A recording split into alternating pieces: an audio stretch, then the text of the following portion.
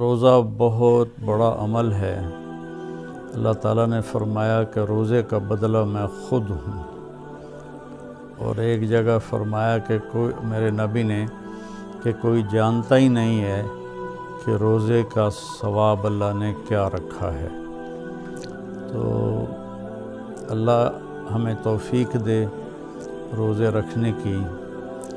اس سے پہلے ہم اپنے دلوں کو صاف کر لیں۔ کسی کی نفرت ہے اس کو صاف کر دیں، بغض ہے، حسد ہے، کینہ ہے۔ کینہ ہوتا ہے کسی کو نقصان پہنچانے کی نیت، یہ بغض سے زیادہ بڑی چیز ہے۔ اس قسم کی جتنے بھی ہمارے دل میں منفی چیزیں ہیں، یہ ہم اللہ سے مانگ کے اپنے دل کو صاف کر دیں تاکہ ہمارے روزے قبول ہوں۔ اور خاص طور پر اگر ماں باپ کی نافرمانی ہے تو رمضان میں اس کی بخشش نہیں ہوتی۔ ماں باپ کی پاؤں پکڑ کے معافی مانگیں۔ اگر شراب کی عادت ہے تو شرابی کی بھی بخشش نہیں ہوتی۔ توبہ کر لے تو سب معاف ہے، تو اس سے بھی ہم توبہ کریں۔ اور رشتہ داروں سے برا سلوک ہے تو اس سے بھی ہم توبہ کریں اور ان سے ملیں، جا کر جھک جائیں۔ اور جھک جانے میں اللہ نے عزت رکھی ہے۔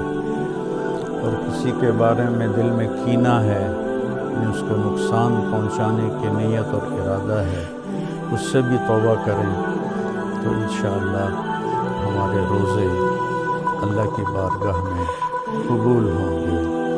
آخری رات اللہ فرماتے ہیں کہ دن کے روزے اور رات کے قیام کی وجہ سے میں نے ان کے سارے گناہ معاف کر دیے۔ اور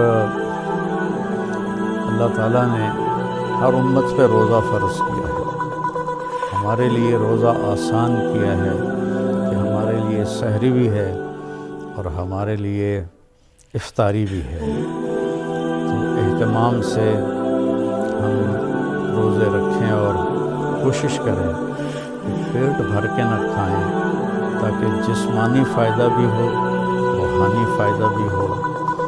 رمضان کا مطلب ہے جل جانا، تو رمضان اور جل جانا اور روزہ، اس میں مناسبت یہ ہے کہ جوں انسان روزے رکھتا چلا جاتا ہے اللہ اس کے گناہوں کو جلاتا جاتا ہے، یہاں تک کہ آخری رات اس کے سارے گناہ جلا کے اسے پاک اور صاف کر دیتا ہے۔ تو ہم اپنے دلوں کو صاف کر کے لڑے ہوئوں سے صلح کر لیں، معاف کر لیں۔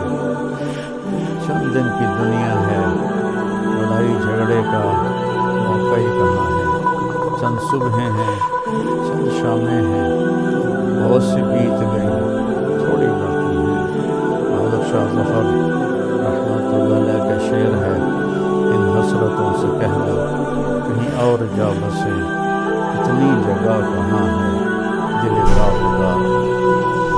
تو دل داغدار میں اللہ کی محبت اور اللہ کے رسول کی محبت اور اللہ کے بندوں سے محبت اپنائیں تاکہ ہمارا ہر عمل قبول ہو اور اللہ تعالیٰ ہم سے راضی ہو۔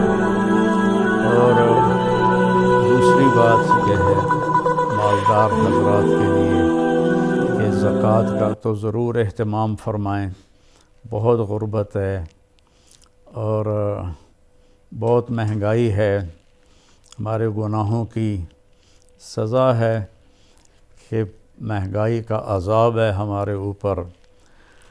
جو اللہ ہی ٹالے تو ٹالے، تو ہم سب اللہ کی بارگاہ میں توبہ کریں اور کھل کے مال خرچ کریں، زکوٰۃ بھی دیں، زکوٰۃ سے بڑھ کر بھی دیں، اور ڈھونڈ کر خاص طور پر ان لوگوں کو جو سوال نہیں کرتے اور گھر میں فاقہ ہے، انہیں تلاش کر کے ہم اپنا مال خرچ کریں کہ جو ہم نے خرچ کر دیا وہ ہمارا ہو گیا، جو ہم نے بچا کے جمع کر لیا، وہ مرتے ہی پرایا ہو گیا، پتہ نہیں اولاد کا ہے یا کس کا ہے۔